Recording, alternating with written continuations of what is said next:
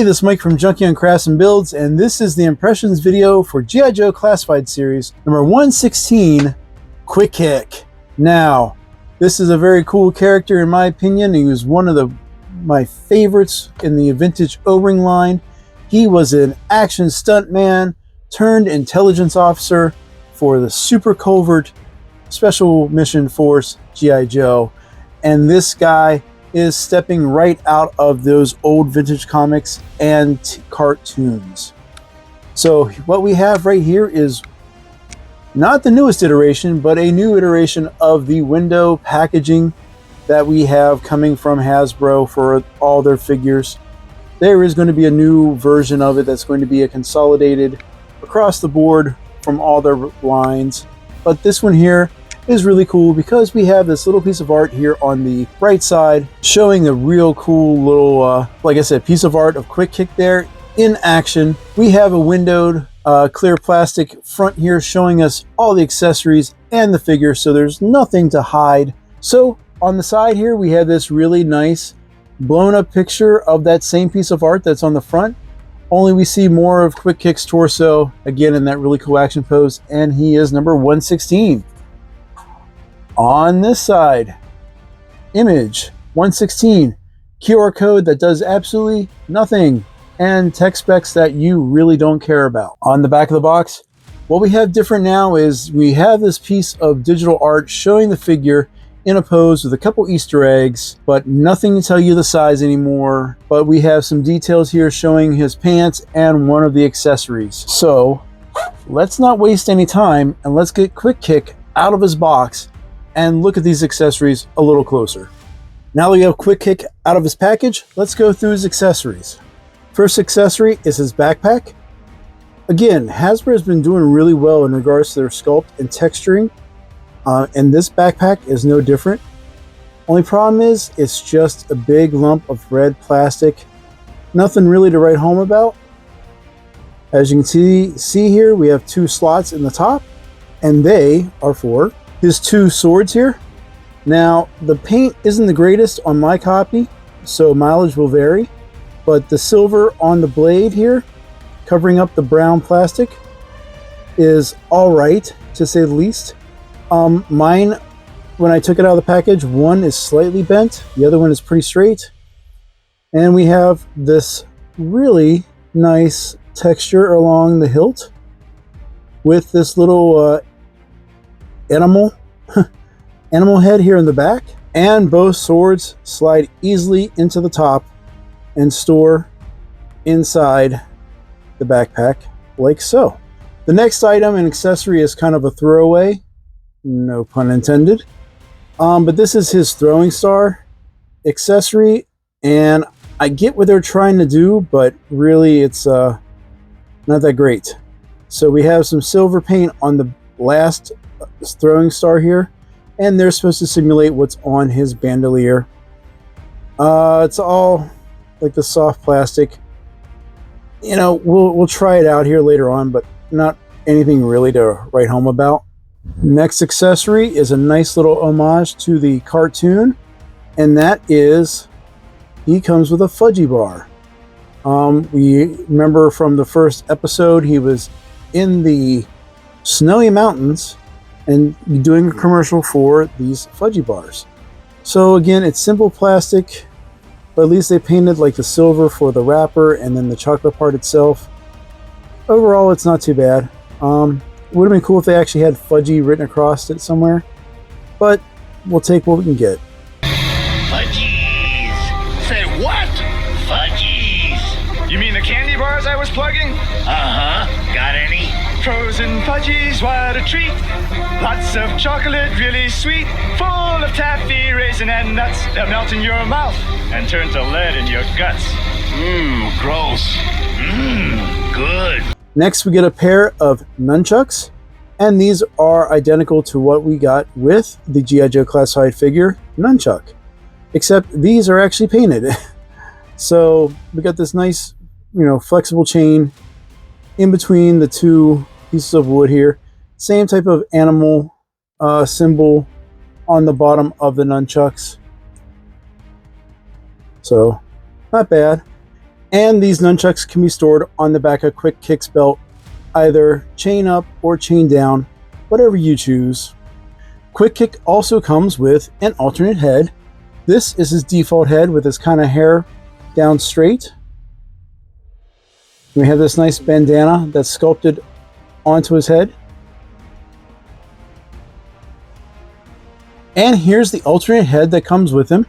And you can see he kind of has a more open mouth, kind of doing that woo sound. And his hair is not straight now. It's kind of windswept along this one side, kind of to simulate him in an action pose or action scene, or just doing something actiony. So he looks kind of silly in an action pose with trigger hands. But we have some more accessories to go look at. So hold on here. So in addition to his pair of trigger hands that have vertical hinges, we also have a pair of emotive martial arts hands that are on a horizontal hinge to get some really cool looking actions poses here, like this.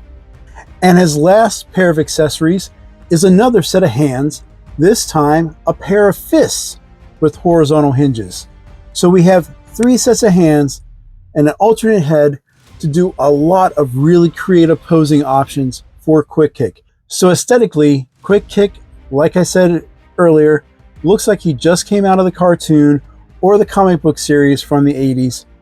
This head sculpt and the default head sculpt have a lot of emotion behind it, and it's very well done. Again, Hasbro has been knocking out these face sculpts. And one other thing you'll notice is, like, his body is very, very lithe, meaning very thin, very jacked.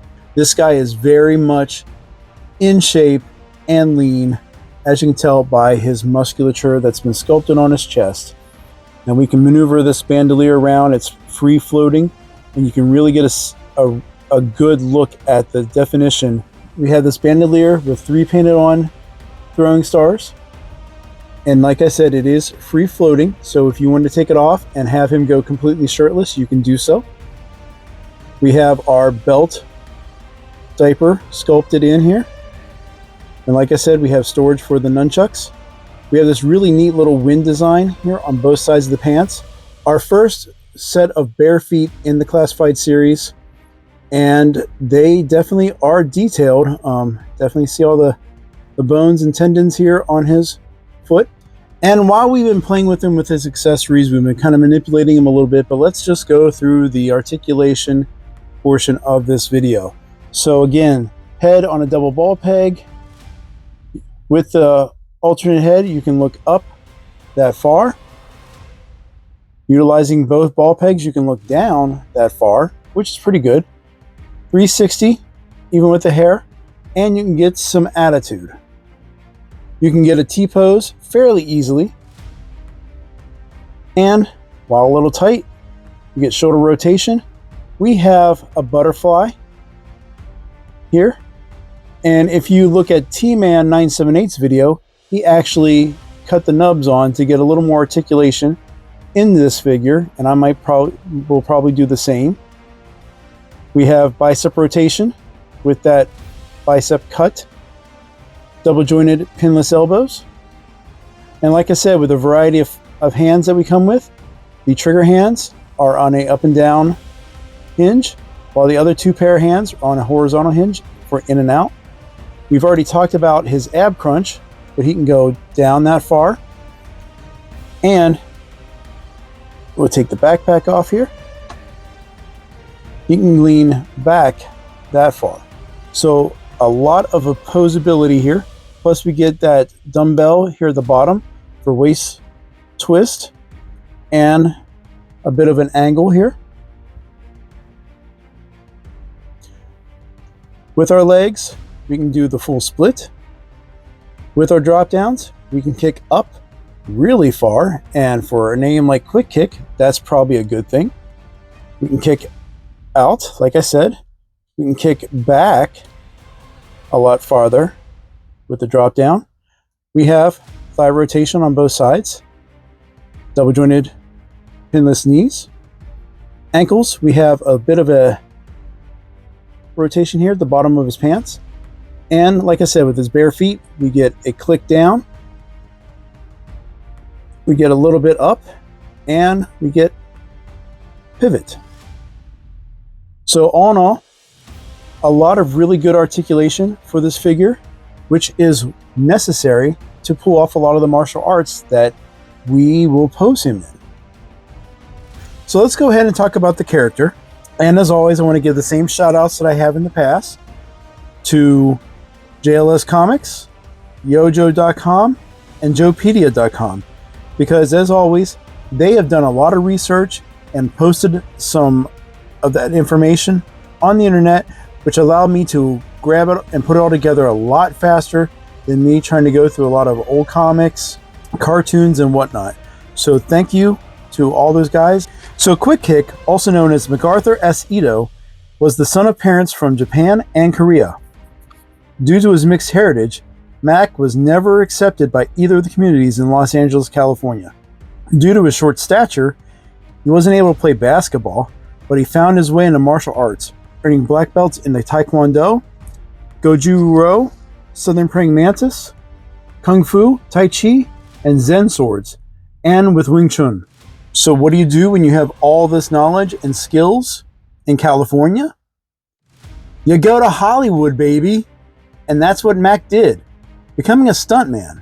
And it was his work and his face time that drew the attention of the US Army and subsequently the G.I. Joes. As an E4 or NCO in the Army, his primary specialty was infantry and a secondary specialty was intelligence. Quick Kick appeared in Larry Hama's run of the Marvel Comics with issue number 45. In that issue, he was part of a team assigned to rescue Ripcord from Cobra Island. While they did rescue their wayward Joe, what they didn't know was that Ripcord was actually Zartan. In Special Missions number 27, Quick Kick and Outback were on a tourist bus that was taken over by terrorists. They were able to thwart the terrorists, but at the cost of 2 tourists. Quick Kick was part of a team that was with Stalker, Outback, and Snowdrop in a black ops in a fictional country of Barovia. The team was captured and held in a prison camp for many months. Outback was able to escape and inform the Joes, and they were finally rescued by the recently dead Scarlet and Snake Eyes. In an op to Trinchel as Abysmia to destroy the Cobra Terradromes, Quick Kick and others in the strike team were captured by the Crimson Guard commanders Tomax and Zaymont. When asked what they should do, Cobra Commander said, flippantly, to get rid of them. What happened next was a Saw Viper rained a hail of bullets into the team, killing Doc, Heavy Metal, and Thunder. And while they survived the execution, Quick Kick, Breaker, and Crazy Legs were killed when the vehicle they were in exploded. So we saw the death of many Joes in issue 109. In the Sunbow cartoon series, Quick Kick first appeared in the 4th episode of Pyramid of Darkness, the miniseries titled Chaos in the Sea of Lost Souls, in September of 1985. In the episode, we're introduced to him in the snow, wearing nothing to protect himself against the harsh environment, including no shoes, filming a commercial for Fudgy frozen bars. Quick Kick has had 3 versions of his character released between 1985 and 2010.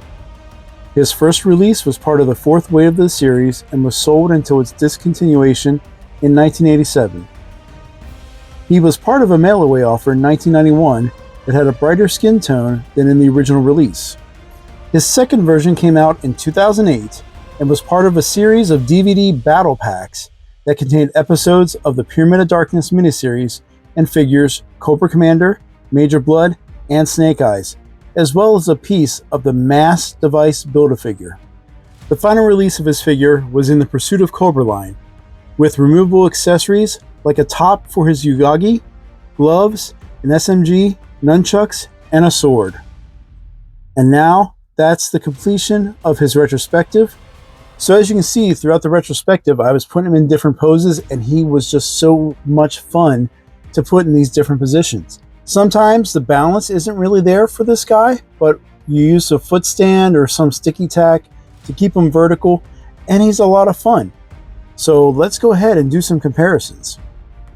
And of course, the first comparison I really want to do is kind of that homage to the cartoon where we have Bazooka, who is a huge fan of the frozen fudgy bars, receiving one from his buddy Quick Kick.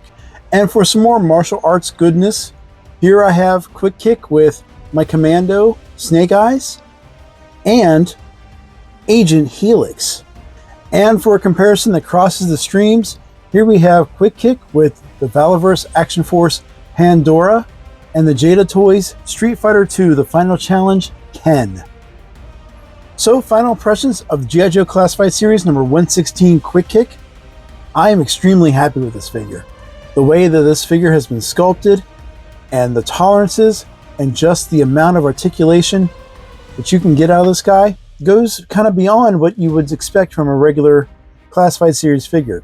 And again, I think it really all comes down to how the engineering has been done with this smaller body, and just the options and accessories really bring the appeal of playing with this toy a lot more than what you have with other figures. And for a martial artist, tolerance is key for this figure. And posing is what I can't stop doing with this guy. Again, I keep trying to find other figures to go with him, and it's just so easy to get him into an action pose where you're like, oh my gosh, I can really see this guy fighting Storm Shadow one-on-one. Not everything's perfect. Again, we have the throwing star accessory, which is, like I said, a throwaway. And swapping out the multiple hands, they are a little worrisome when you try to do it for the first time. You're really going to feel that pop when you take those hands out of the wrist, and then that pushing back in. I still get a little nervous, especially with the open palms, that I'm going to break the pins either in the wrist, or when I try to push them in, I'm going to break the hand altogether. So I would absolutely, positively have to tell you that if you are a fan of the G.I. Joe Classified Series and you are a collector of 1/12 scale figures, you definitely need to have Quick Kick in your collection. Thank you guys for watching, and if you do like this content, please give this video a like and leave a comment. I love reading everyone's input, and I love providing feedback to you as well. So thank you very much again for watching, and I hope to talk to you again soon. Hey, great treehouse! I built it in 2 days and I didn't even follow any plans. Why waste time? Hold on! Whoa! Gotcha! Quick Kick! I guess I was in too big of a hurry. Remember, anything worth doing is worth planning. If you don't plan, You're out on a limb. Now I know. and knowing is half the battle. G.I. Joe!